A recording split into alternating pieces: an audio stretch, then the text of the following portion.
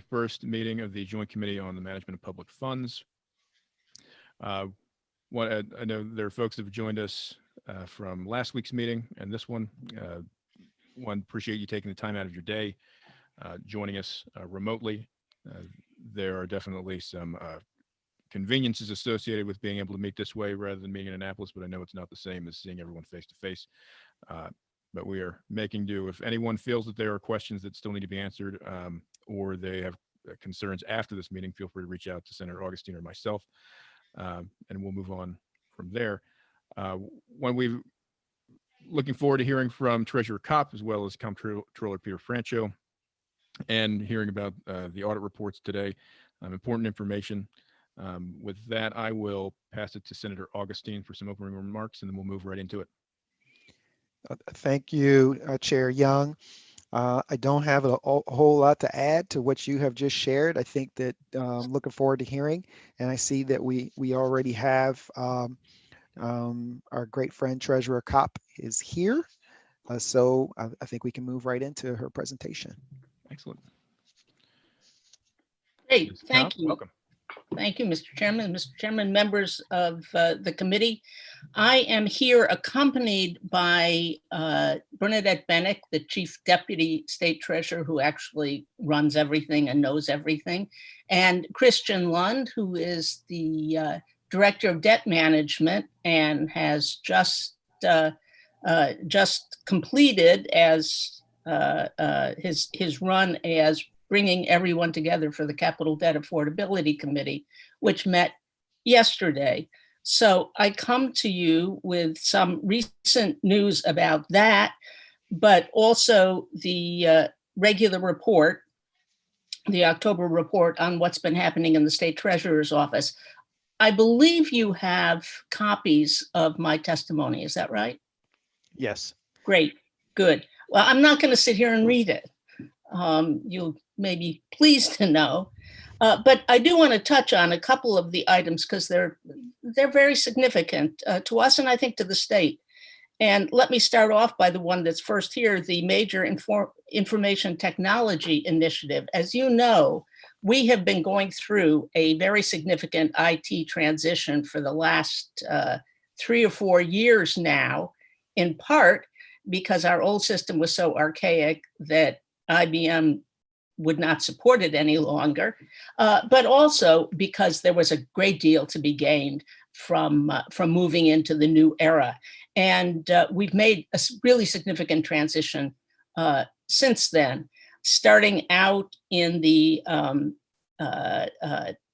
public portal. For instance, now, if a member of the public is concerned about an insurance item, as we've said often, if you're driving on a state road, you hit a pothole, it wrecks your axle, and the state was negligent, our state office of insurance and the state treasurer's office will cover that. Well, you can now apply electronically instead of having to mail or fax a claim in. And your file is kept together electronically, and you can see all of the information as a case proceeds. And that really makes it much easier for the staff, but it also makes it much easier for the public. Similarly, it makes searches for undelivered checks easier, just anything that you would assume you could do electronically in this modern era, you're beginning to be able to do now in the state finance offices. And of course, it's going to facilitate all the other aspects of our internal management, including banking and bank reconciliation, which, as you know, on page 2 of the testimony, it points out that at the end of September, first quarter, our total cash receipts and disbursements in the state already exceeded $149 billion worth of transactions. Those are all kept in reconciliation through the IT system, and we reconcile to the penny on a daily basis, something that would have been impossible only a few years ago.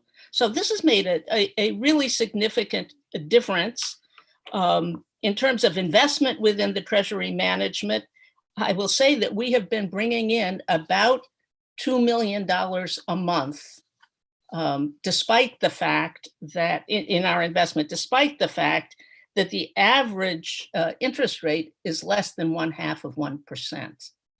We obviously are in very low yield times, but as you know, our number one priority is safety of the public funds. Second to that, bringing in income, and we have been able to do that. You'll note also it mentions the Maryland Local Government Investment Pool, which is run out of the State Treasurer's Office. It's very interesting because it's got about $10.5 billion in it, which is a high number. And I assume that a significant portion of that is money that the local governments are putting in the investment pool, including COVID-related funds from the federal government, because they know that it's safe and again will be earning very little, but something. And so it's really a significant cash management tool for the local governments, especially the smaller ones. The insurance division, we point out that we're in the middle of looking at proposals for cyber privacy and network security insurance, which again is something you wouldn't have done years ago, but is terribly important to the state in so many different ways. And I look forward to reporting to you in the future on how we're doing with that new type of insurance product. As you know, one of the aspects of insurance that I have found very interesting and reported to you in the past was on loss prevention and on anticipation of future tricky areas. We're working with the state agencies. I have to tell you, we point out the area, for instance, of boiler violations. Boiler violations doesn't sound like a big deal, except that when boilers explode, they can be very dangerous. We don't want any problems with the boilers across the state. And yet there have been 48 open violations in the agencies and institutions of state government. One of the problems that you all face, and I know you acknowledge in your roles on the budget committee, certainly, is that we are not putting enough money into maintenance and plant renewal of our facilities. And this is just one example.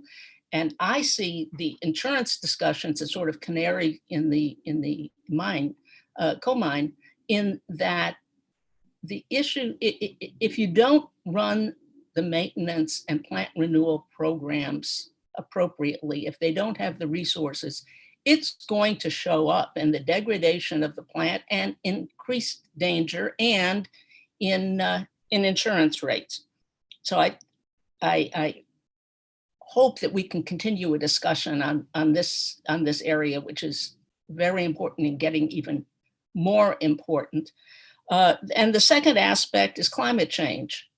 As we talk to the insurance industries, as you know, insurance certain types of insurance were again the leaders in looking at the impact of climate change on the value of different parts of the infrastructure of state and private sector. And we are watching as this topic comes up in conversations regarding insurance, as well as conversations, as you know, regarding our debt issuances and questions about what the state is doing, not only to mitigate, to reduce our output, which is very important, our output of greenhouse gases, but how the state is positioning itself to respond and to adapt to those things which are not going to be changed. And this again is reflected to some extent, and will be reflected a great deal more in the insurance areas. Finally, in debt management, as you know, we went out to the market in July, and prior to that, met with each of the three major rating agencies and received AAA ratings from each of them. Again, our strength, of course, is our state workforce and the education and training level of our citizens, which allows people to be more nimble and to respond to different economic conditions in a way that people without that facility or who are in a less diverse economic environment, they simply can't do it as well. And the story is, of course, in the 50s, people working in Detroit who simply were not trained and couldn't move to something other than the old auto plants. We don't have that situation in Maryland, but we do have a continuing need for ongoing education, both K through 12 and adult education, as the economy clearly is changing. We have to continue to prepare the workforce and to renew the workforce, which has moved us to a AAA, which has enhanced the AAA rating. And in addition, of course, the rating agencies like Maryland's conservative financial system and the way our Bureau of Revenue Estimates reports to the joint Board of Revenue Estimates, which brings together both the Comptroller, the Treasurer, and the Secretary of Budget. But in between the Bureau of Revenue Estimates and the Comptroller's Office and the Board of Revenue Estimates is the Revenue Monitoring Committee, in which all those offices and the Department of Legislative Services sits and reviews the Bureau's numbers, so that when we come, the Board of Revenue Estimates, to you with a number, it has gone through a vetting process of the best economic and financial minds in the state government, advised also by those in the private sector, since we of course use models from the major Moody's and the other revenue estimating houses. So that is something that they like very much. And the fact that we have not only do we have a consensus-based revenue estimate, but the legislature and the governor adhere to that. That is the number. There is not a Democratic number and a Republican number, or House number, Senate number, gubernatorial, legislative. We have a consensus that, again, reinforces the AAA rating. And then finally, as we mentioned, the bond sale, which went very well and had a significantly low interest rate and a significant premium, the sale went smoothly, I think, and the Debt Affordability Committee, recognizing how our sales went, how we are positioned going forward, reviewed the major needs of the state for the coming year, reviewed the impact of different levels of issuance, levels of authorization for the next year and issuance, and decided yesterday to recommend the level funding from 2021, and for the outgoing years, 10 million per year increase. That was not a unanimous decision, Mr. Chairman.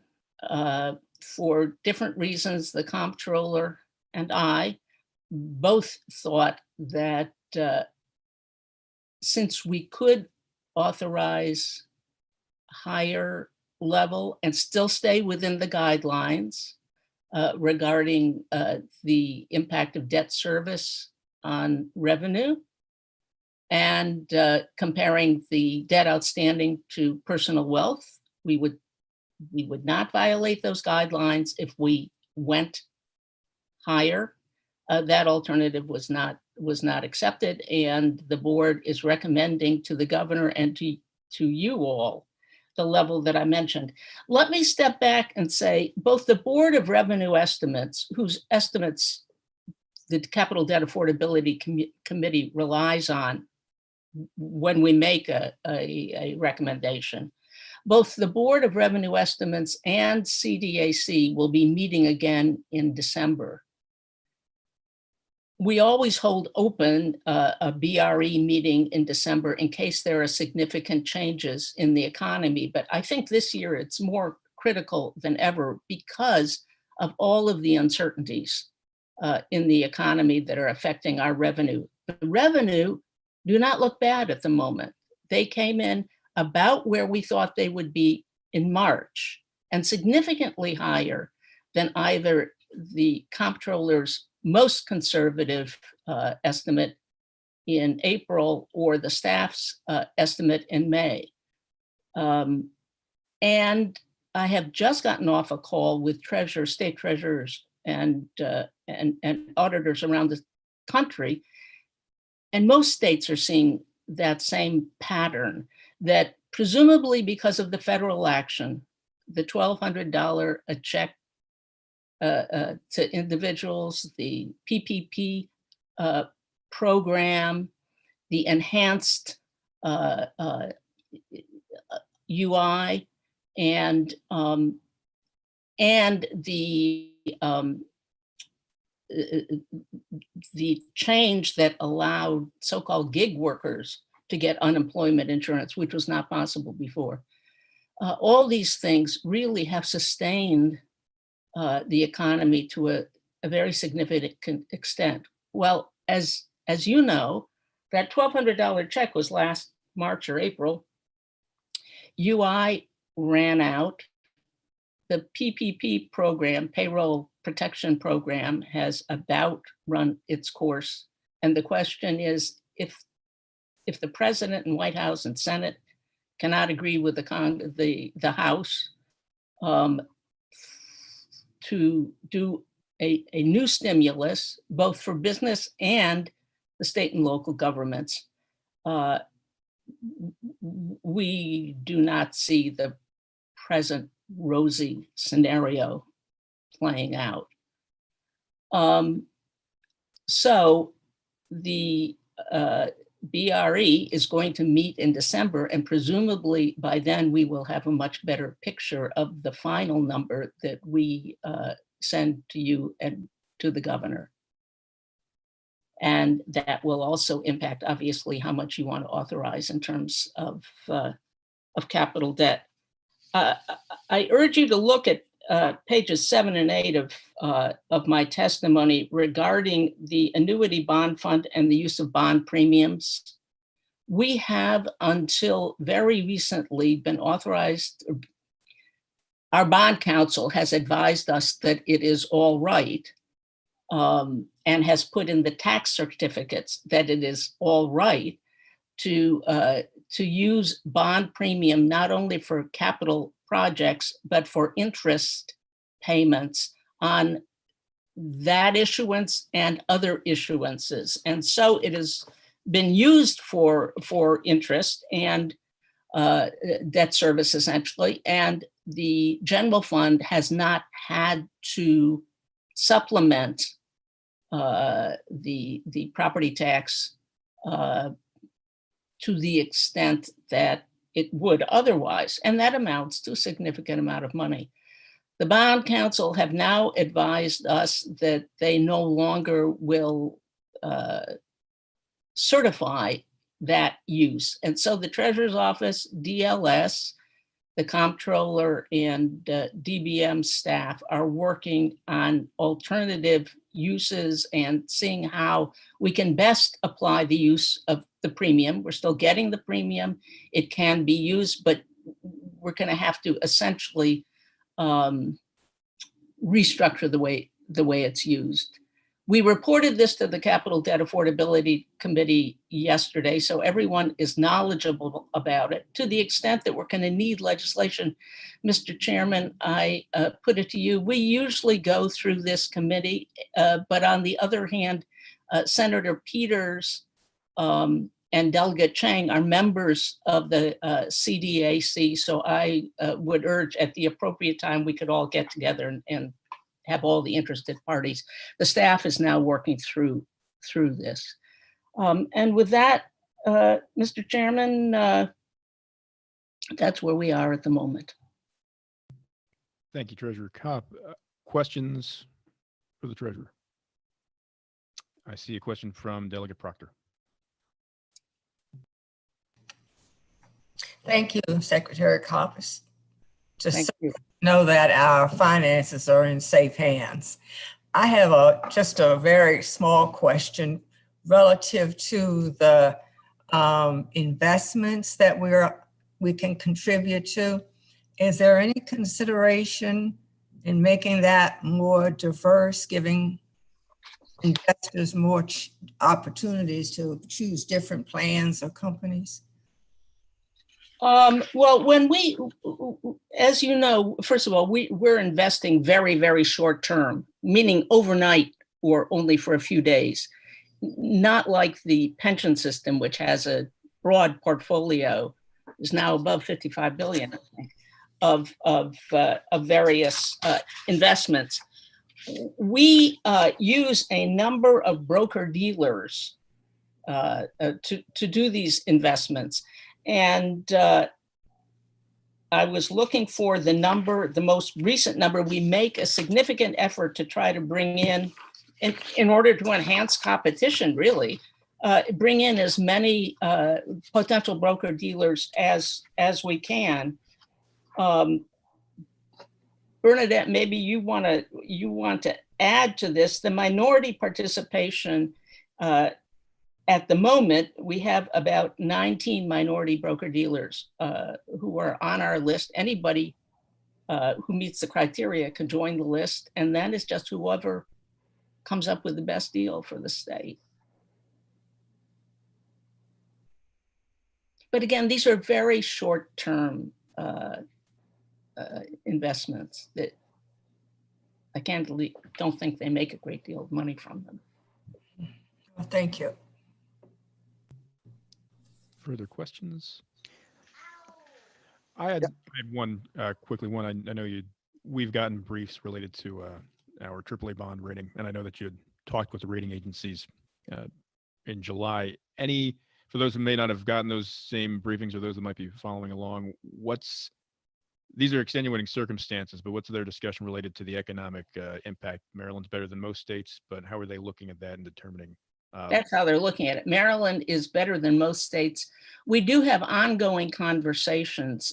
By the way, for those who don't know, the bond rating houses letters to the state are on our website, so they're open to the public. We urge people to read them. They are very concerned. Obviously, they're aware of everything that we all are aware of. You're aware of, and the question of what's happening to federal support. One of the things about Maryland's system that they like very much, I'm not as wild about it, is that the Board of Public Works is in a position to cut the budget when the legislature is not in session. And over the years, we have done that many times. Nobody does it happily, but they know that we have the tools that we need that all states don't have. The tools that we need to come out with a balanced budget and to make good decisions and not just one-off decisions. So I think they're looking at us still favorably. We have I mentioned our strengths. The challenge is still, of course, our long-term debt, which is basically the pension debt, but also OPEB, the state employee, the state retiree health system obligations, which is something I know this committee has dealt with or has approached a number of times. We did deal with it significantly in 2011 and 12, but it's still a significant debt out there, and they are well aware of it. No, it's good to know that, one, while we know we have these challenges individually, that collectively they're looking at the state and these things make sure that it protects our AAA bond rating while we make these other decisions as a legislature. Yeah. Appreciate your presentation. Are there any other questions? Seeing none, thank you. Well, no, sure. Oh. I do. Sorry, I did not see you, Senator. Go for That's it. okay. Thank you so much, Treasurer Kopp, for the presentation. I know you don't have the number now, but I would like to know the you mentioned the 19 minority brokers. I would like to know the actual amount that they are actually, the transactions that they're actually involved in. I mean, it's You will get that. okay. You will get I'd appreciate that. The second thing, and I do look forward to talking about the debt affordability discussion about where to go with the premium for sure. I think that's obviously a very important conversation. I'll also just express my disappointment that we are not going to invest more money in our economy with debt, as you discussed, particularly given that we need to sort of ward off an economic downturn, and this is a tremendous a tremendous tool for us to be able to do that. So I'm a little disappointed by that, but I'm sure you'd understand. Senator, Mr. Chairman, let me add, first of all, that's one of the reasons I stress the fact that we're meeting again in December. That gives time for people to look at these things. Secondly, one of the reasons Maryland is highly rated is we don't borrow simply for operating funds. We don't borrow just to keep things going. But I believe there are many ways in which we can invest capital appropriately and still have it, one of the important benefits of it being enhancing employment and supporting our families. Right.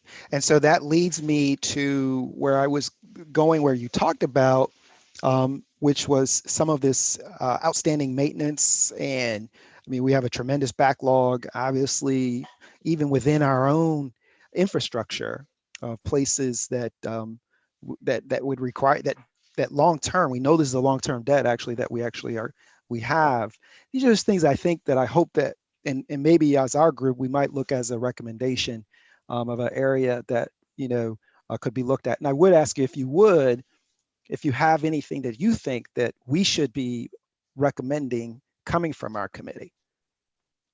It would be a pleasure. I do think that this is an area in which the legislature could do well to investigate, to look, to see what the costs would be. It's very interesting. So many buildings now uninhabited, essentially. The mold is still growing. With climate change, the environment is still causing problems.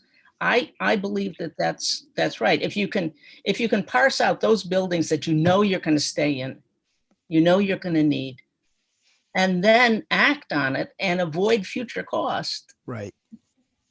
Yeah. That's my thinking as well. So I think that we'll try to work on that. We might want to work with you on how we go about doing that. And then my last question is the decision-making process between self-insured and outside insurance, and how you come to that, since that's an area that you almost our major insurance is self-insurance. There's no question about it. Right. But we do layer on commercial insurance, and usually, again, I can ask Bernadette to address it specifically, but there are areas like, for instance, the cranes in the port, or some major building issues, stadium, that are we just don't have the capacity to do.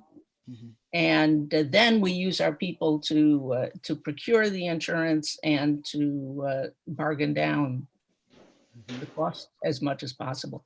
But it's for that sort of thing. It's not for, or if there's a specific area like fiduciary insurance, liability insurance, where there are specific companies that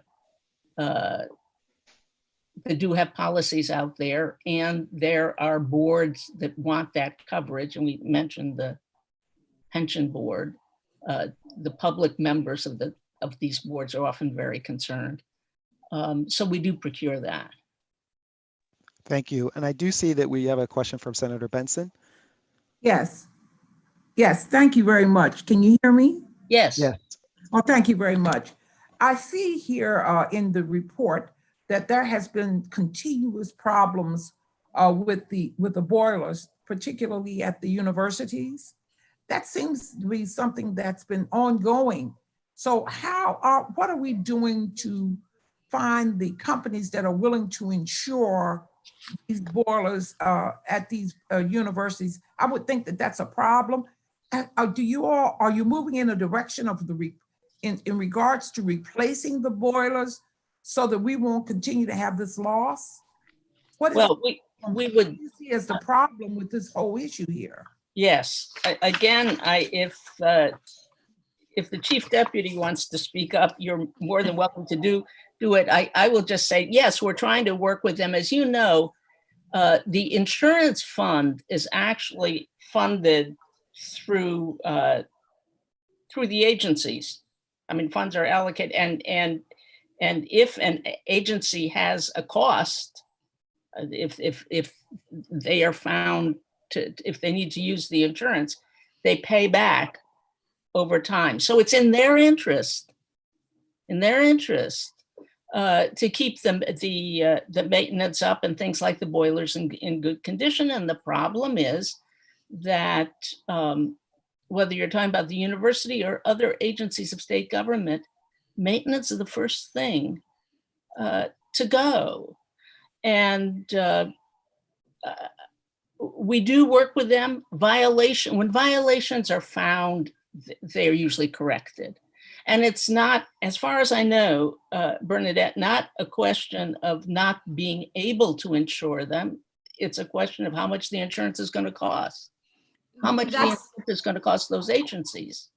Correct, Treasurer. And with the universities, because of the fact that they had a majority of those violations, our carrier had said that they were going to pull their insurance out separate from the rest of the state and increase their deductible, because in all of our commercial policies, we have a deductible. So for example, with our property values are so high of $32 billion, we self-insure the first $2.5 million of the loss, and then we layer on top of that coverages to pay for the rest. In the boiler and machinery arena, the state's deductible for its buildings is $100,000. The universities is $500,000. And that is specifically due to the fact that their review of their boilers in need of repair were higher than the state's, and the number of violations and the number of losses that had occurred. So we are working with them. The university has been very good, as well as DGS, in attempting to get those violations fixed, because the carriers are very concerned and have made it clear to us, if you don't at least, get the violations fixed, that impacts their ability to actually come in and settle those claims. So the state has responded, the universities have, and we have put the universities in touch with our carriers, and they are working with them and setting up plans and maintenance of what they need to do going forward. So our hope is that in doing that the universities will bring those amounts that they need as part of their budgets to the legislature. Senator, I think you're on mute. Which senator are you referring to? Okay, thank you very much. How can we can't we have these boilers replaced? Whose responsibility would that be? That would cut down on a lot of the problems that we're having here. But to keep on putting bandages on a sore is to me, seems to be a little problem here. Not only that, but sometimes those sores can then get infected. Right. Yes. So the university is responsible for their buildings and their replacement, and the state generally through DGS, because DGS actually is the owner of most of the state buildings. or the agency that's responsible for it, whether it's the, the stadium authority or an MDOT building. So a large portion of the buildings are under DGS, and we are working with DGS as well. So there have been replacements done. The treasurer, I think, has seen several replacements come through the board as emergency procurement to replace Right. boilers versus just fixing them. That's So exactly right. yes, so we are working towards them. The ones that are really bad when our carriers are giving the violations, they are giving recommendations as to whether or not they believe they should be fixed or they should be replaced. And when they give those recommendations, Senator, that's what we're working with the agencies to do, is to take the recommendations of our carriers who are covering our insurance. Okay, thank you very much. You're welcome. Are there any other questions from committee members for Secretary Kopp? I'm sorry, Treasurer Kopp. I apologize for that. Mr. Chairman, usually if there are no questions, I say, well, I'm just across the street, so Yeah, I'm there. I get that too. I'm just at the end, and I have to say, I do like Zoom. I'm glad you all are using it. Good. All right. Well, thank you so very much for joining us. Chair Young, do you have something else for the treasurer? I'm good, Senator. Okay, fantastic. Then I think that we'll say thank you so much for that presentation, and we likely will do some following up on a Great. couple of matters. And Yes. thank you so much. Okay. And then I think we can, the next one was the Comptroller's office, Comptroller Francho. Mr. Chairman. Comptroller. Good Yep, to see you. right here. Good to Nice see to you. see everybody. How is everyone? Hanging in there. Want me to get you some coffee? We're hanging in there. We're good. Yeah? Okay. Don't fall asleep. All Not that good. I ever did in the Appropriations Committee, of course. I never fell asleep. How could you fall asleep learning about the budget? What, do you want me to make a short statement, Chairman Augustine or Chairman Young? It sounds good. Absolutely. Okay, good. I think we have our staff people with me also. Thank you for this opportunity to update you. Obviously, Sharon Bernardi is my indispensable Deputy Comptroller. We have the division directors of the agency here also. And in the interest of your time, Mr. Chairman and Mr. Chairman, I'm going to summarize my testimony. I've submitted the full testimony for the record. I am obviously very grateful for the collaborative relationship that we have with your committee. It's always been a pleasure to interact with you and with your analysts.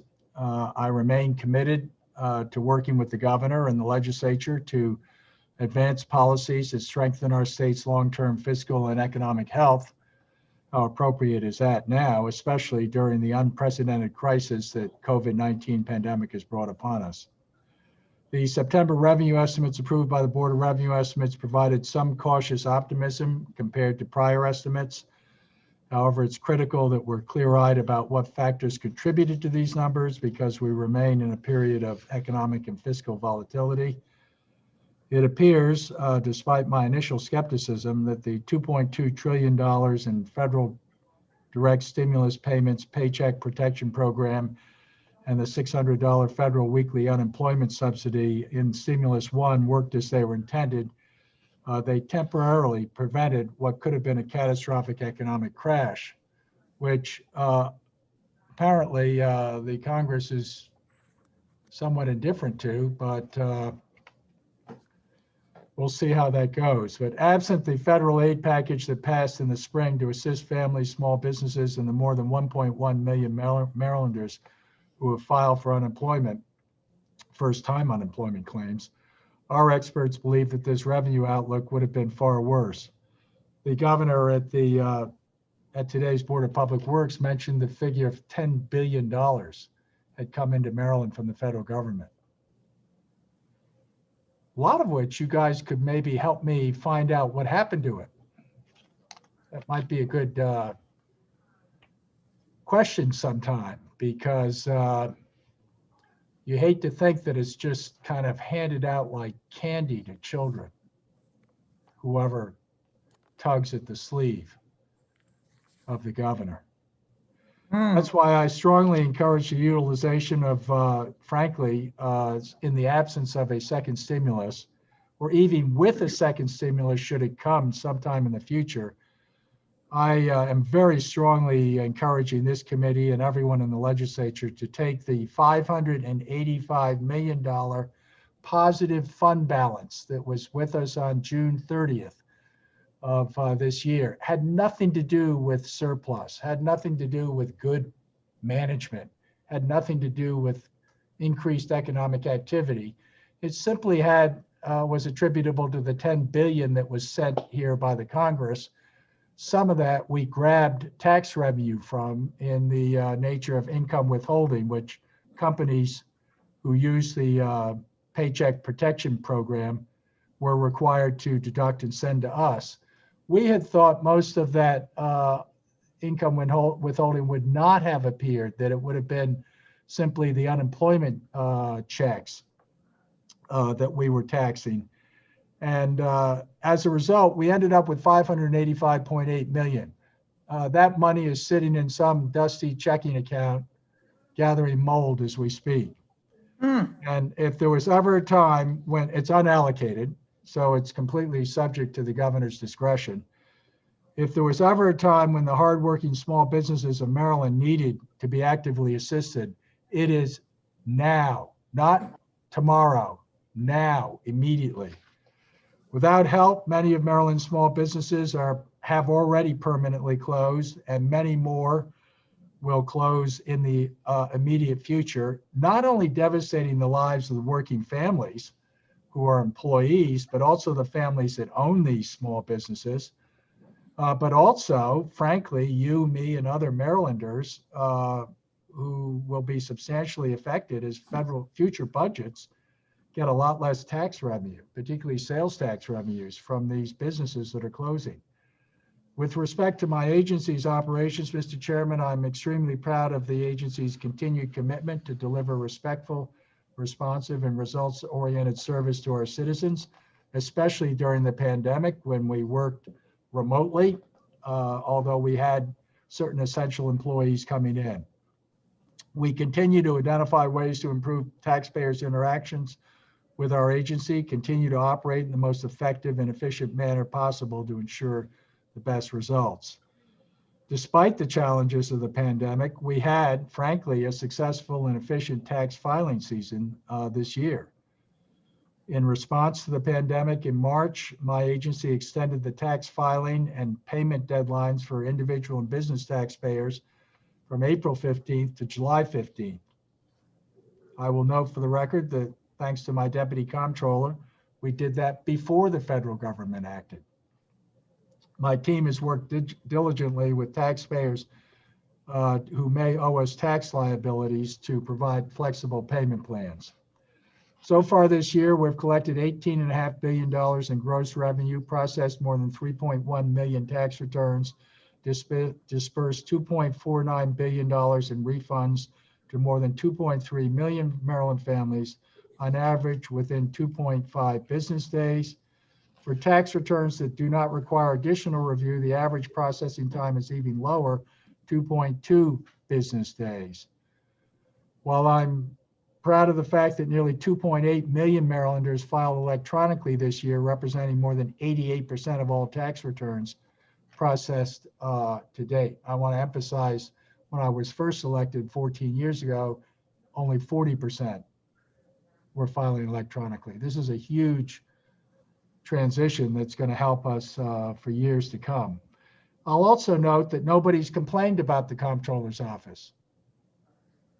No unemployment complaints, no SSTAT, whatever that group is, no complaints, nothing like that. No kind of what happened, where happened, why is everything so screwed up? None of that has happened with the Comptroller's office. And I want to thank my deputy comptroller and the division directors for, in effect, showing the rest of state government how to conduct yourself by answering the phone, dealing respectfully, getting results, being responsive. So I don't mean to get into that, but I really am proud of the agency. And we're just now getting back to in-person attendance. Many people have done this remotely. We paid out more than $862 million in unclaimed property claims since I first took office in 2007. Last year, we paid out more than $62 million in unclaimed property claims. And we are ever vigilant against tax fraud and identity theft. I think we are the leading state agency, tax agency in the country, recognized for our fraud detection efforts. This year, we've detected and blocked more than 17,000 fraudulent returns worth nearly $21.5 million. Did not send that $21.5 million out. That's on top of nearly 115,000 fraudulent returns that my office has blocked since I became comptroller. If you would like to see these returns, come on over, because they didn't get processed. They're down in the basement. Through new initiatives and investing in advanced technology, we've captured more than $7.2 billion in delinquent taxes over the past 13 years. I rush to say this is not, we're not getting blood from a stone here. We're not going after little people. We're going after companies and individuals that owe us significant amounts of taxes. We're able to identify them by, it's actually kind of NSA type stuff, because we take data, thanks to you guys, from other agencies, and we compare it to our tax returns. And if somebody's got a $50,000 income and a Lamborghini parked outside in their driveway, trust me, we go knock on the door. We don't want people cheating just because they're rich. I don't know who that reminds me of. Let me think now. Who is there that's really rich in this country who's cheating on their taxes? Oh, someone I'll leave unmentioned. But the point is, we don't want Marylanders, particularly the little people in Maryland, to feel that just because you're rich, you can fudge things and get away with it. So that's where the $7.2 billion in delinquent taxes comes from. We're knocking on a lot of doors because of the data that you've authorized us to look at that helps us identify people that are clearly not paying what they owe. So that money hopefully will be spent by you guys appropriately to invest in the state's future. We provided 128,000 taxpayers with free tax preparation services, answered 568,000 phone calls, more than 105,000 emails. So in addition to tax compliance, revenue collection, we have a field enforcement division that is nationally regarded, and it proactively and diligently works to battle illegal tobacco, alcohol sales, and ensure that taxes are properly paid. Since I took office, our agents have issued over 1,600 citations for tobacco violations, confiscating more than 4.2 million packs of untaxed cigarettes and other tobacco products, et cetera, et cetera. This not only protects law-abiding businesses, but it helps prevent these products from falling into the hands of minors. And if I could, I'd just like to update you quickly on the transition into a new state-of-the-art tax processing system that I believe will serve our citizens and our state very well for years to come, long after I'm not here. As you know, this is my last term as comptroller. I'm not term limited, but I'm not running for re-election to comptroller. Thanks to the support of the General Assembly, my agency's transition to a new Compass tax system is well underway, and I guarantee you we're going to leave you and the state, or I will, as I'm walking out the door, with a new system that will last for decades and be recognized in the country as the most user-friendly tax compliance system in the country. We're dedicated to the initiation and planning activities so that we don't screw things up by having a big freeze up of the system. The tax types administered by my agency are aligned to be implemented in 4 releases over a period of 5 years. Each release is designed to transition specific tax types from its respective legacy system to the modernized integrated tax system solution. Release 1 is broken into sub-releases, with alcohol tax being the first tax on the transition schedule that went live July 6th of this year.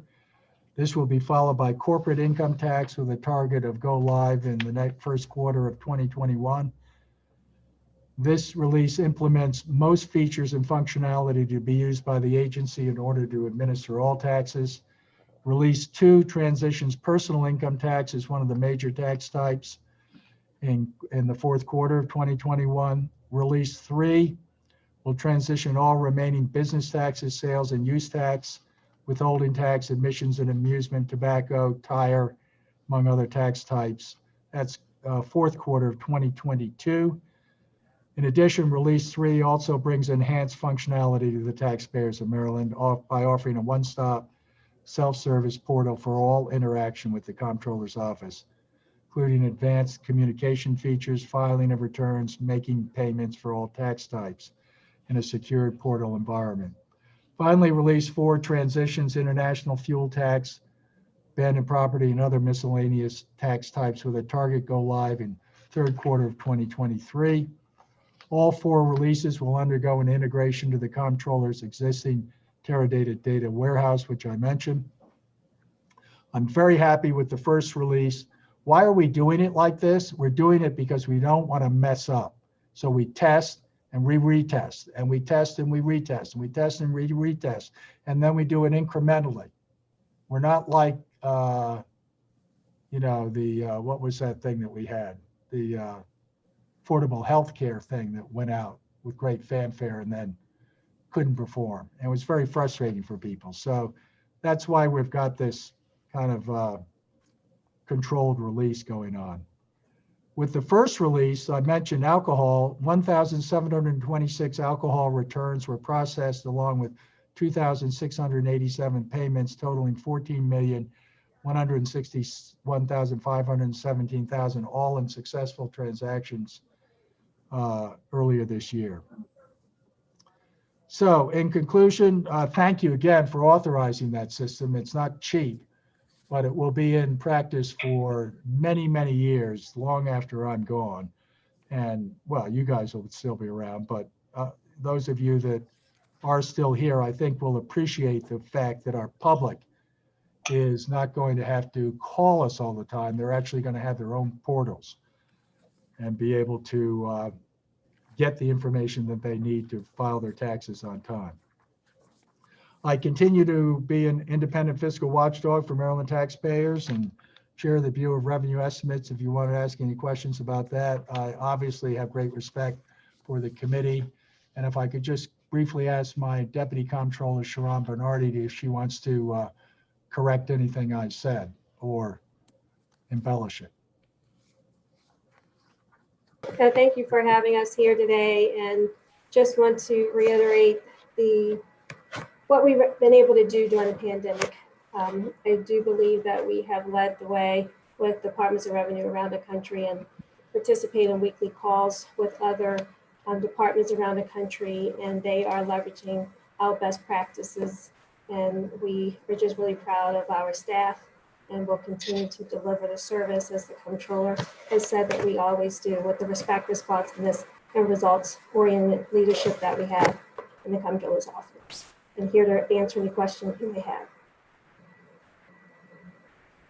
Sharon, do you want to identify who's here, who's also with us? I see everybody. I guess see all their names. Well, I'm not sure if we want to do that, Mr. Chairman, or whether you want to just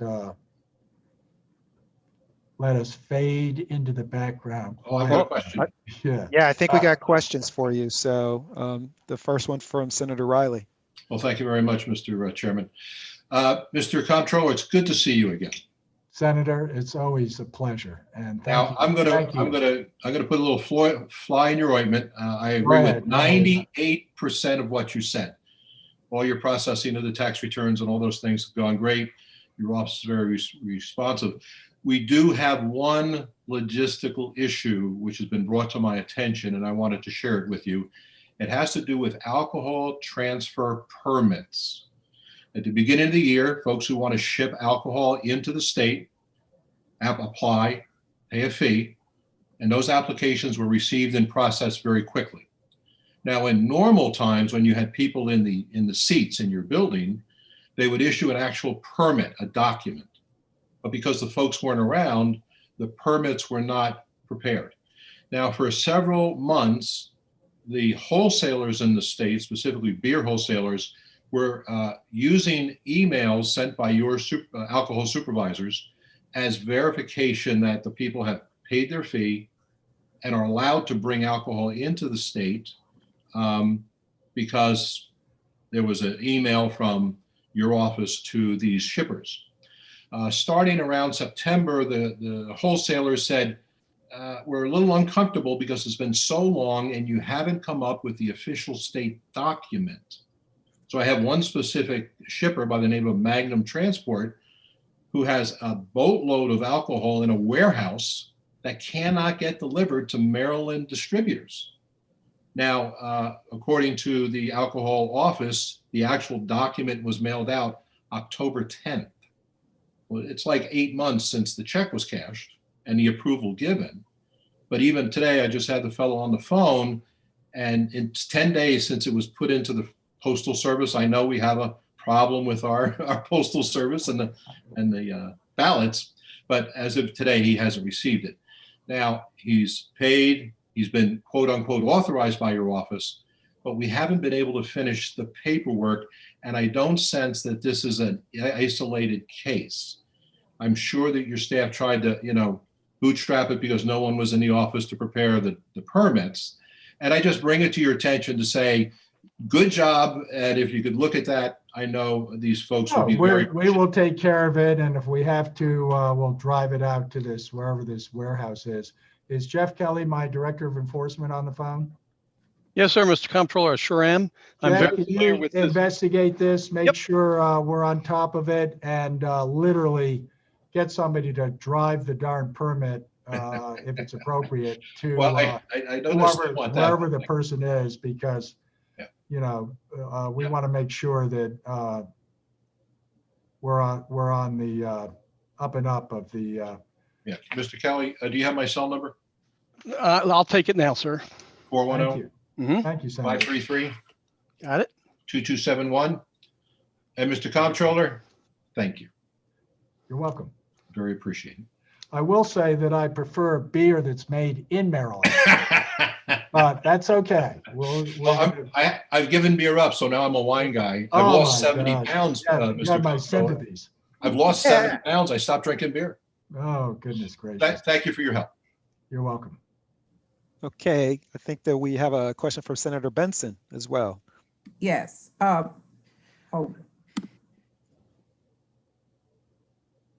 Senator, you're now muted. You were unmuted to start.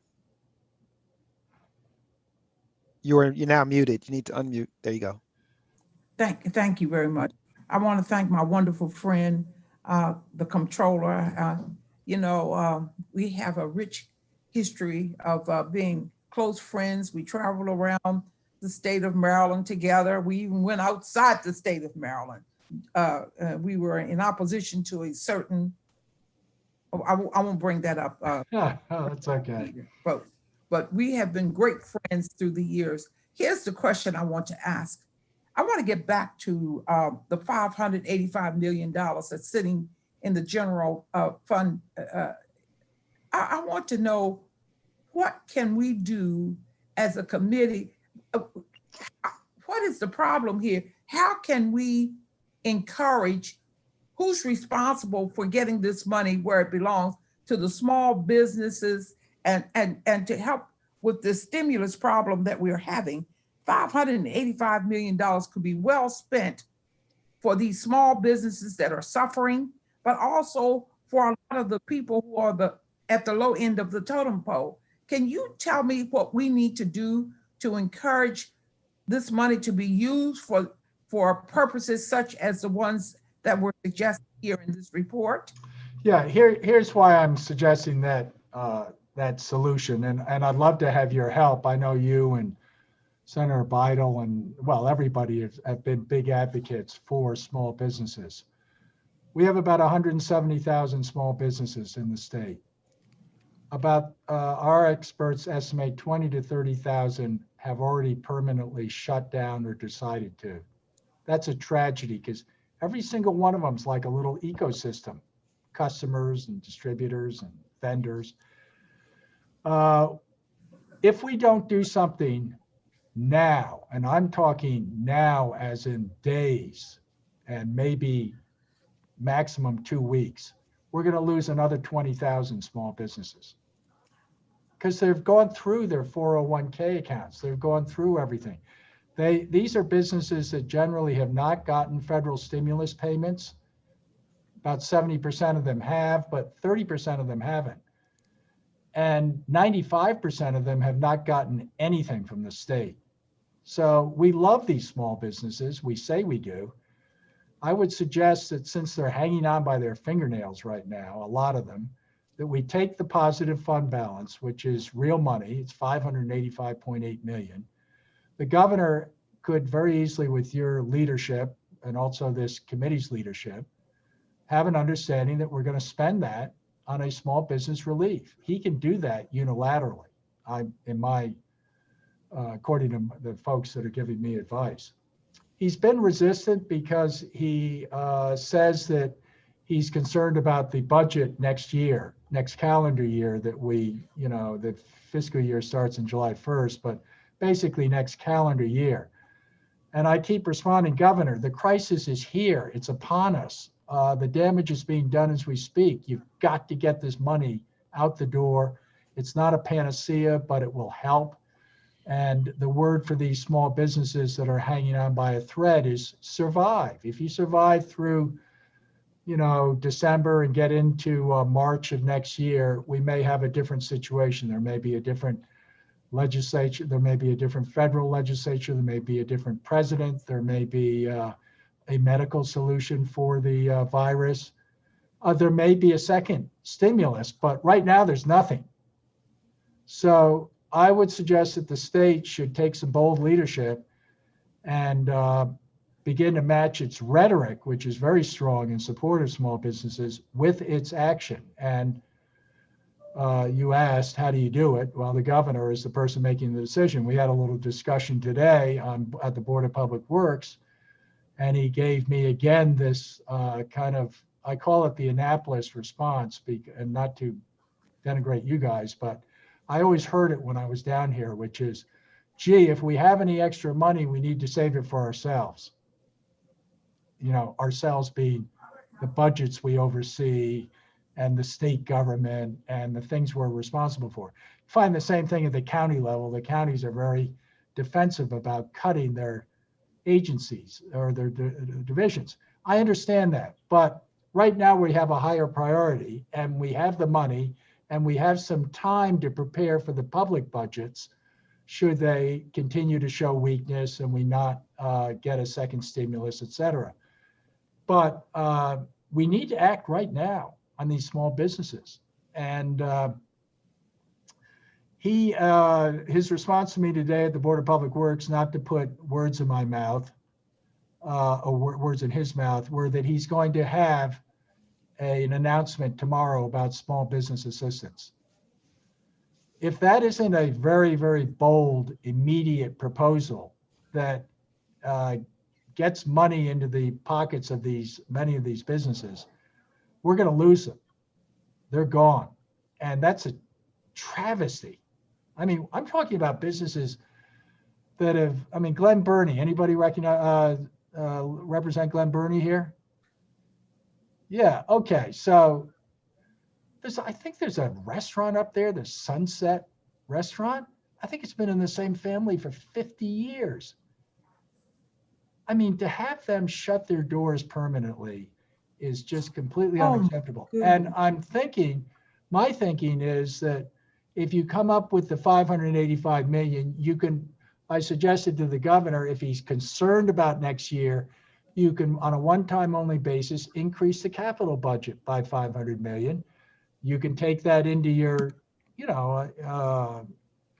mix next year if you absolutely need that cash to patch something in the state budget. I'm kind of treading water uphill. I just don't feel like I've got a partner in that advocacy for small business, but that would be the best thing the state of Maryland could do in the short term to give a shot in the arm to small businesses that are, as I said, hanging on by their fingernails. Once again, not a panacea, you know, maybe a $25,000 check, but it's something that they can hang their head on and they can say, yeah, maybe we can carry on for a few more months. Maybe I can dip more into my 401k. Maybe I can sign my house over, because that's how much they care about these businesses. And we stand by and we say, oh, you're the heart and soul of the economy. And then we do nothing for them other than today at the board, the governor said, well, we gave them $250 million. Really? Because small businesses didn't see that. What they saw was a screwed up distribution system that didn't work. So long-winded way of saying the state could do itself a big favor by spending this money now.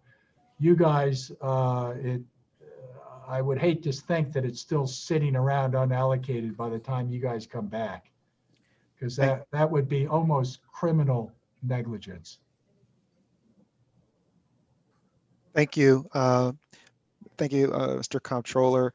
Senator Benson, did you have a follow-on to that, or you answered No, your? I'm through. Okay, Thank you very much. fantastic. Thank you. Fantastic. Thank you, Hey, Mr. So, Joanne, Comptroller- I could never say no to you. Whenever Joanne Benson got up, I was like jumping up and saluting. You call it, because I you know, it's hard to break through.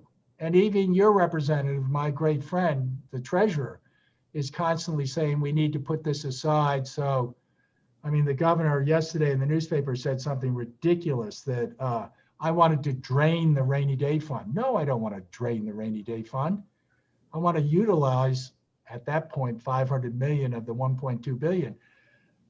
But you don't even have to invade that now. You've got this positive fund balance, which is sitting there. It's been sitting there for 3.5 months while these businesses shut their doors. And so that, I think, is something you guys could really help with, I think, as far as, you know, Senator Brinkley, you used to serve with, he's you know, I guess he's helping with the announcement that's going to be made tomorrow. But if the announcement tomorrow is something like we're studying it, we're going to get together with the legislature, we're going to propose some, I don't know what, something down the road. No, that's not it, guys. This is a red alert. Bonk, bonk. We're going to lose another 20,000 small businesses. 50% of our restaurants are now scheduled, according to the experts, for extinction. That's just, wow. We're really going to let that happen and not do anything. And the other thing the governor said was, we need to lobby the Congress. Really? I'm going to go lobby Mitch McConnell? Or Ed's going to go lobby Nancy Pelosi? Come on. Let's do something as a state. And I can pretty much categorically say right now, these small businesses, and I've talked to hundreds, if not thousands, in Zoom calls, none of them have seen any state relief. Thank God some of them have seen federal relief. But how about it, Senator Benson? He can't say no to you. No, I appreciate that. I do. Thank you, Comptroller. We definitely will take a look at obviously what we can do with regard to the positive fund balance. I did have a follow-up just out of, for me, just a point of information. From my understanding, you had the delay from April to July. You also delayed the obligation. Do you know what the amount of how much that cost the state of Maryland? The delay on the tax? I want to say nothing. How is that possible? But, because we weren't forgiving them their taxes. A lot of them paid their taxes. What we were providing was an interest-free loan for 90 days to people that were under a lot of pressure. And it turned out to be, because of the federal stimulus, less people than we thought. Okay. And as a result, I think I don't want to say that it didn't cost us anything, but I would say that it was definitely somewhat minimal. But let me ask my deputy comptroller if I'm completely off No, on that. I agree that it just provided that temporary relief so that the taxpayers had the opportunity to pay at a later date. And then actually, we've seen more compliance because people were able to make certain that they were in a financial situation to be able to make those payments. Oh, interesting. That's fascinating. I'm a business person. The float on 90 days, there is a cost associated with that. So I'm really surprised that there would be nothing there within that. But I understand what I'm accepting what you all are saying on And I that. think what the comptroller said, Mr. Chairman, is that, of course, when you say the float, that if there was some interest that may have been due if those payments were received at the original due date. But there, I believe, are less underpayments and underreporting as a result of us allowing them the additional time to pay. That's Plus, fantastic. what is the interest rate we get on a float, or you get, Senator Augustine, as a businessman? I mean, it's not a lot. So I don't mean, we're not investing that money in the stock market or something. No, clearly I understand that, but you are, when you're working in the billions of dollars, it all matters. It all I matters. can see that. Yeah, it all matters. We'll get back to you because that's an interesting question. So Sharon, maybe you could remind me to, I would like to nail that down as to what, if any, costs there is.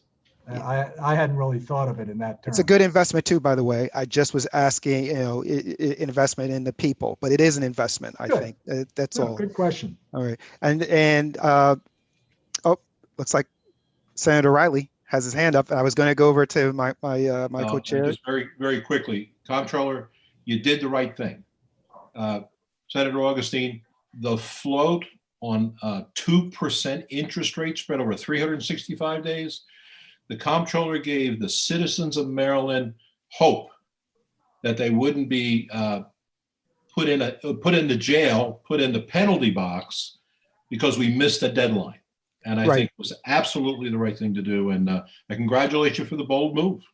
Right. And I think that's what I just said, Senator Riley, if you heard that I said that.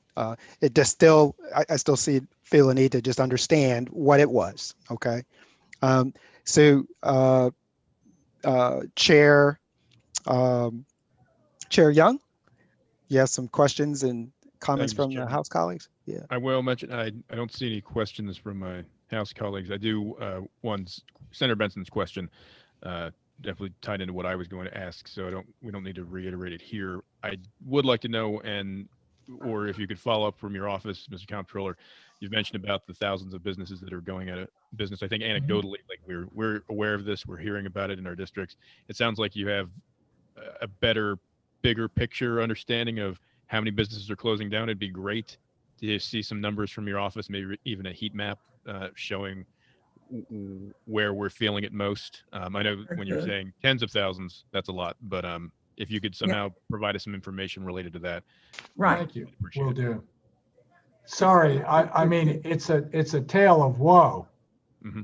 And you can imagine, because unlike people that don't own businesses, small business people put everything into it. And it just kills me to see them kind of left out there. And I emphasize again, a small amount of support from the state is just like, a huge shot in the arm to them. And if it saved half of them, it would be worth it, because it's going to cost us a lot more down the road to reinvent and recreate these businesses. Understood. And I think the landlords recognize that, because a lot of them are giving forbearance on rent and other forbearances, because they know there's going to be a recovery, and they want that incumbent tenant to be still alive, mm-hmm. or incumbent business to still be renting once the recovery hopefully kicks in sooner rather than later, but I'll get that back to you and the best we can. Thank you. Being ready for that conversation about spending those funds that we have, I think it'd be good to have it in our toolbox to bring those numbers up and let folks know that we can do something now for these folks. Then we should absolutely use the resource if we have it. So thank you very much for the presentation. Seeing no further questions, I appreciate your time. I see Senator Bidel there, though. I'm talking about being a champion for small business, and I asked the governor today, I said, you're a champion, let's do it. But she really is a champion for small business in the sense that, you know, at least as far as my experience with her, and I think she has her own small business maybe, but whatever it is, Pam, anything we can do to help your peers in your community, let me know.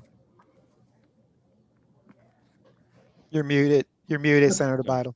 Can I respond, please? Thank you. Of course. Comptroller, thank you. I know that you've always cared a great deal about small business, and the restaurant you referred to actually had been in the family for over 60 years and had to close, and that was really sad. So I agree with. Thank you. Thank you for mentioning that, because we just don't realize what we're losing.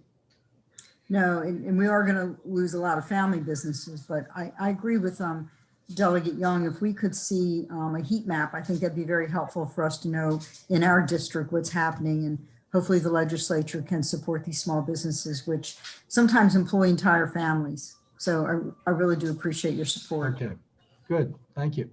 Thank you, Mr. Comptroller, and appreciate your staff coming and presenting the information. Is that Delegate Kerr I see back there, or is that someone else? Whatever. I don't know who everybody is. But anyway, onward and upward. Mr. Chairman, thank you for the opportunity. We're only a phone call away.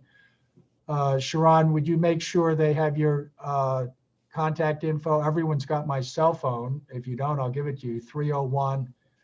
301-332-1961. Give me a call if you need something for some reason. Sharon, please post your, make sure they have your contact information and list all of the directors that are here. I will just, not to make him feel bad or single him out, but Andy Schaffel left us and he went to the private sector and was making a big chunk of money. And now he's back with us. So lucky us, we've got a top economist in Andy Schaffel back on the scene again. And feel free to take advantage of him as far as any kind of economic analysis or concerns about revenue estimates that you might have. Andy, I didn't mean to pick on you there. No, thank you, sir. I always appreciate your support, and you all know I'm here for you, whatever we can do. Happy to help. Fabulous. Excellent. So thank you all very much. We're going to move on to the last agenda item, annual review of local government audit reports. Mr. Robert Garman, when you're ready. Okay, I'm ready. Can everyone hear me? Yes, sir. Okay, good. Welcome to my den. As you said, my name is Bob Garman. I'm Assistant Director for Quality Assurance with the state's Office of Legislative Audits. As requested by the committee, I'm here this afternoon to talk about the office's responsibilities for monitoring local government audits. Our latest review of the fiscal year 2019 audits disclosed that by and large, local governments appeared to have complied with accounting principles and auditing standards and also appeared to be in good financial condition. However, it may be of interest to the committee that 8 local governments were delinquent in following the required audit reports. We also identified a number of governments that had uninsured and uncollateralized cash deposits, which is a violation of state law. My presentation will address the following areas. First, I'll provide a brief overview of the local government auditing process. I'll talk about the legal requirements and the monitoring procedures employed by our office. Second, I'll talk about some of the problems disclosed by our most recent review. Third, I'll touch on our follow-up actions that our office took. And then finally, I'll have some brief concluding comments. So I wanted to start with an overview of the process. Based on the provisions of Title 16 of the Local Government Article of the Annotated Code of Maryland, each county, incorporated city and town, and taxing district in Maryland is required to have an annual audit. However, certain small governments can request a waiver of the annual audit requirement and get an audit once every 4 years. 17 local governments requested and were granted waivers for the current year. The law requires the audits to be performed by an independent certified public accountant, and the audits are to be conducted in accordance with generally accepted auditing standards. Financial statements are to be presented in accordance with generally accepted accounting principles. Our office has issued audit guidelines intended to help ensure a minimum acceptable level of quality is maintained. Our office performs desk reviews to determine compliance with auditing standards and accounting principles and with certain state laws.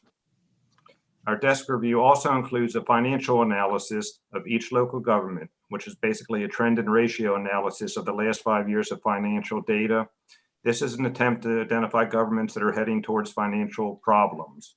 Upon completion of our review, our office prepares a report that summarizes the areas of noncompliance with the audit guidelines, noncompliance with state laws, and any potential financial problems such as deficit fund balances or unfavorable financial trends. I think you got a copy of our summary report as well as my presentation in your handouts. So next I want to talk about some of the problems noted during our most recent review, which, as I stated before, was for fiscal year 2019. The history of noncompliance with audit guidelines over the years can be found at the back of my presentations, like the Excel spreadsheet thing. Most local governments substantially complied with the standards. Our review disclosed that about 25% of the reports, 48 of 189 reports due, had one or more areas of noncompliance.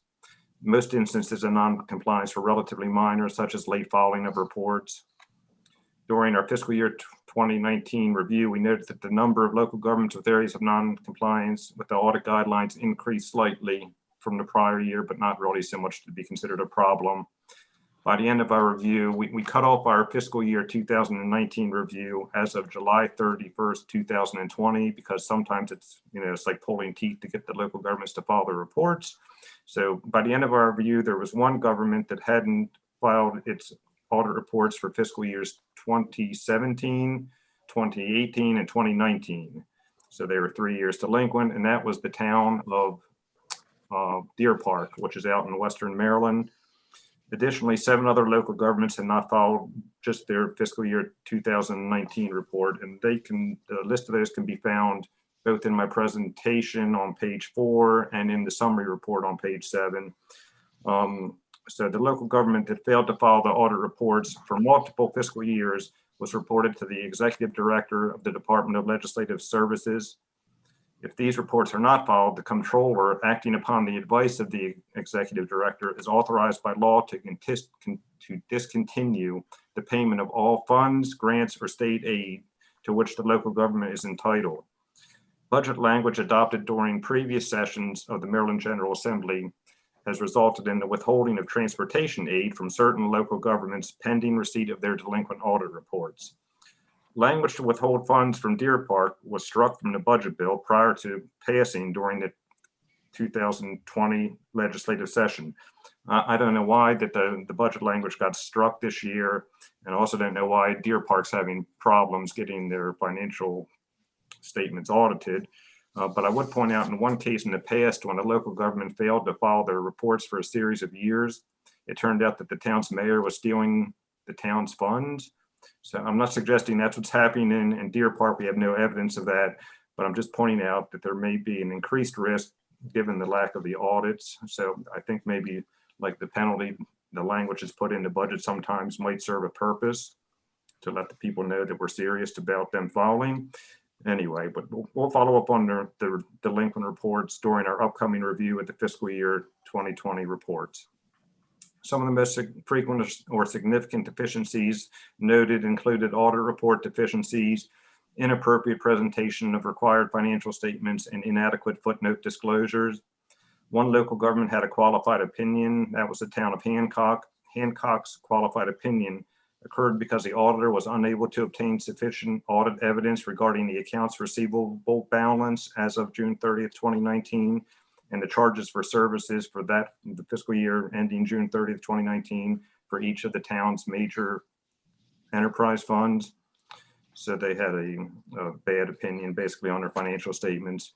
Our review also disclosed 10 local governments that were not in compliance with the state law, and they had uninsured, uncollateralized cash deposit.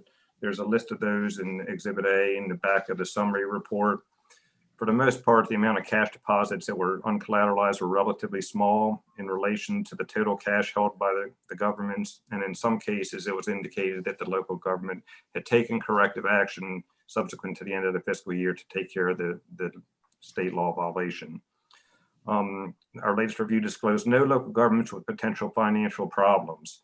As previously mentioned, our desk reviews include a basic financial analysis of each local government to provide some insight regarding potential financial problems at the local government level. Our current review did not disclose any local governments with deficit general fund balances or unfavorable financial trends and ratios.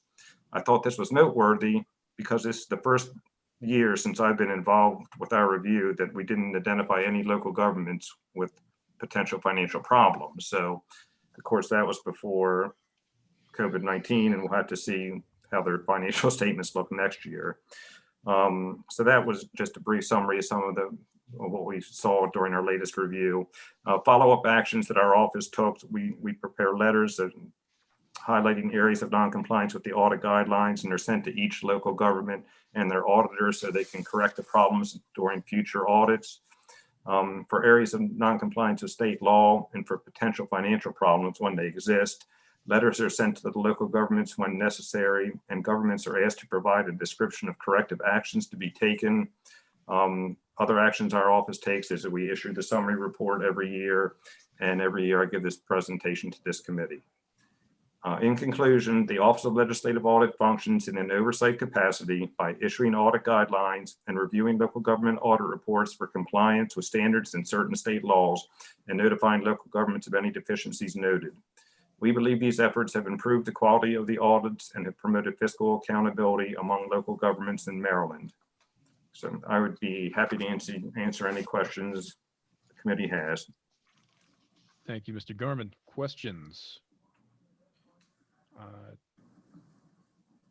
Mr. Chairman, I see two hands up, but is that from the last round of questions? I think it may well be. Okay, I can ask them. Do you have any questions? Quick question. I know you had mentioned that from Exhibit A, amounts that were not insured or required by statute. You mentioned that some had taken corrective action. Do you know how many? I don't know how many offhand. No worries, it's fine. If you could get that information. I'm sorry? If you could get that information, that'd be helpful. Just be interested. I could. We send letters to the local governments that have a significant amount of exposed cash, I guess. So, for example, the list for this year has Howard County has $304,000. We don't really follow up on that because for Howard County, $304,000 is not really that significant. So we follow up. We have a certain threshold. If it's above 10% of their cash, we'll send a follow-up letter to them. And in all cases, or in every case we know of, they have either taken care of the problem, or they did something to take care of the problem. They got additional collateral pledged, or they split up their money to more banks, so it was covered by FDIC insurance. So as far as we know, everybody on here with significant amounts is taking care of their problems. Understood. Appreciate it. Looks like a question from Senator Beidel. I looked up the town of Deer Park while you were talking, and it says 399 people. So it's a really small town. Have there been any conversations directly with them about these past audits being so late?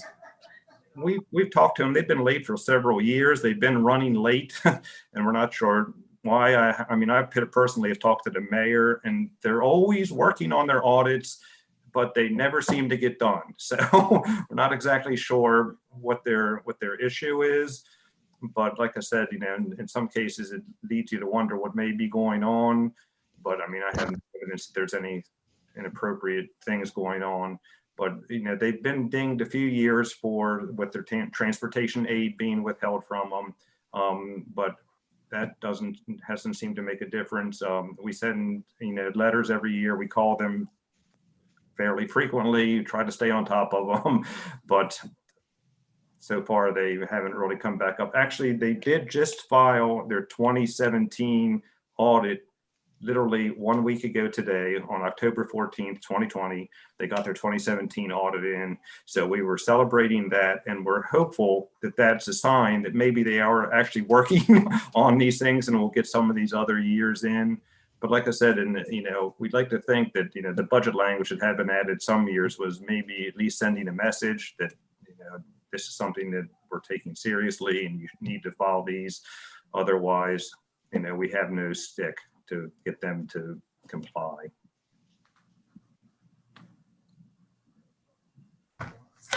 Thank you. Further questions? Yeah, I do have a question. Thanks, Chair Young. My question, Mr. Garman, is just for my education. So if are most of these a case where they have a single bank account that has more than $250,000 in it? Is that a lot of what happens here? That's what happens. Yeah, I mean, obviously, like I said, the Howard County, Wycomico County have multiple bank accounts, and there might be separate funds. Governments use fund accounting, so there might be a particular fund that has its own bank account that was above the limit, and it might be a relatively small amount in the grand scheme of things, but that's generally what it is. Now, some of the small towns, a town the size of Deer Park, they probably only have one bank account. Sure. That's what it is. Yeah, and the risk. How much is the risk? It's if a bank fails, will they get their deposits back? So I guess banks do fail at some points, but we look at it more from the point of view, it is a requirement of state law, so it's something you should be doing. It's public money, you should be safeguarding it. So that's something we look for and report on. Okay, and just a follow up to that, if they're in a situation where is there only remedy really to split it up, or is there another remedy for them to collateralize it if it's in that one? I mean, they can go to their bank, and the banks know that it's public money and it has to be collateralized. So they can either split it up, or they can go to their bank and say, I need you to pledge collateral to support this money. So if in the event of the bank's failure, there'll be treasury bond on file at the Federal Reserve saying this money is pledged to the town of, or the city of Annapolis or whatever, to cover their deposits in the event of the bank failure. Okay, thank you. I appreciate that. Mm-hmm. There any other questions from anyone else? Senator Benson, you have a question? Yes. You're muted. Hi. Okay, we can hear you. Hi there. Thank you for your presentation. If we have in our district a municipality that needs to be audited as we speak, how do we go about doing that? Because we do have a municipality in our district right now that we strongly feel need to be audited. How do we do that? Do we just make the request? How do we go about doing it? Because it really needs, and it's also appearing on this list that has not reported its findings since July. Well, legally, all the towns are required to be audited. That's what the statute calls for under the local government part of the annotated code. They have to have an annual audit. So our office doesn't audit local governments. We get involved in the local issues. There's 200 local governments. We get occasional requests will come in from the local governments, but due to our limited resources, we can't start auditing local governments because that was all we would ever do. So we focus our efforts on the state operations as our audit. I think Senator Benson, I think he might have talked to my boss, legislative auditor, at some point about this particular municipality. And I think we also received a letter from a concerned citizen municipality. And I think I'm sorry, we're getting a lot of background noise. We need to mute folks because we can't hear what you're saying. I'm sorry. Okay, should I start over? I got you. We can hear you now. Okay. So anyway, so yeah, so Senator Benson, I know you talked to my boss, the legislative auditor, Greg Hook, and we also responded to a concerned citizen. I think we tried to give you some options of other people who might be able to do that audit. And I think one of those options was the Prince George's County has an internal audit function that internal auditor reports directly to the county council.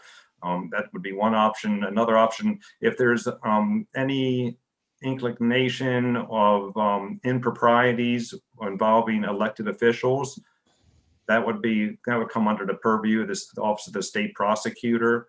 So that would be another option that somebody that could maybe help you out. So hopefully, you know, one of those folks would be able to do on an audit or take a look. But the towns are all required to have an audit already under law. You know, they're supposed to be getting financial statement audits, and they're supposed to be paying for those audits with an outside independent accountant firm coming in to do the audit anyway. So there is supposed to be an audit. I noticed that the town you're talking about is in the list. They haven't filed their 2019 report. We haven't gotten it yet. We did get some of those 8 delinquent filers. I think 3 of them have subsequently filed now. So, you know, they're back in our good graces, at least for now.